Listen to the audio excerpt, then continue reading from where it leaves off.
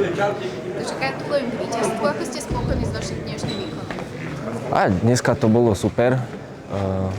Nakoľko teraz začína spieracká sezóna, tak sa tak pripravujem ešte len. Dneskajšia súťaž bol kvázi môj tréning. A čo bol váš dnešný cieľ? Splnili ste si? Dnešný cieľ bol vyhrať. Samozrejme sa mi to podarilo, takže som veľmi spokojný. A čo hovoríte na konkurenciu? Slušná konkurencia, nakoľko na Slovensku sa všetci poznáme, takže aj kamaráti. Ako dlho už robíte tento šport? Spieraniu sa venujem už 7. rok teraz. A za ten čas si myslím, že dosť dobre som sa vypracoval. Koľko ste dali? 180? Či koľko to bolo? 165. To je nejaký rekord váš? Nie.